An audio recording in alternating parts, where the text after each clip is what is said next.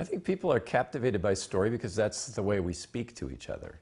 I mean, how many times have you sat in class or in a church and the speaker just kind of goes on with kind of factual information, but as soon as they start to say, you know, my sister-in-law got in an accident at the grocery store, and immediately you sit forward and you're connected, you're thinking, and you're in tune with the experience they're relating.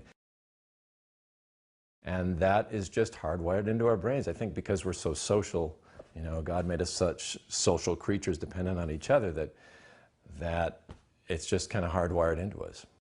This is very central to who we are. Story speaks on emotional terms.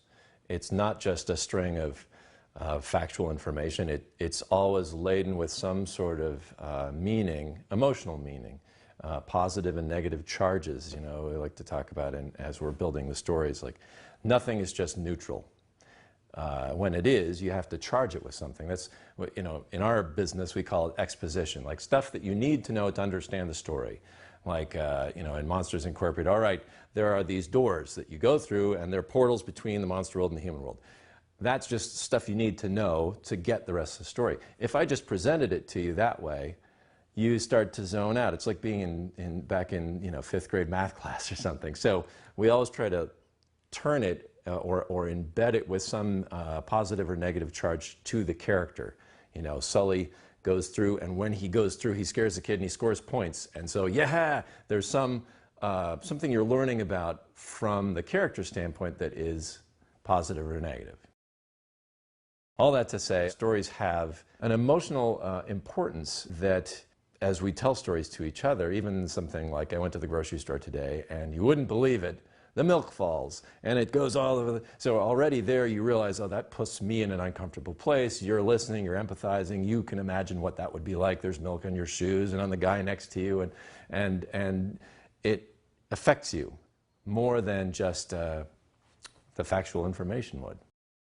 We as people are inherently social creatures, and that stories get to that connection that we all share between each other, between ourselves and our family, between us and the Creator, that I think Christianity as a religion recognizes the importance of that connection between people. For me, I mean, you go to a movie or read a book and people ask you what's it about, and generally what you'll say is, oh, well, there's an asteroid that hits the Earth and everybody has to run and it's something.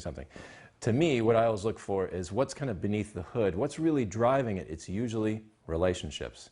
There's a husband and wife, they're estranged, this catastrophe happens, they're forced into community to work together and in the process heal their relationship. That's the drive of a story.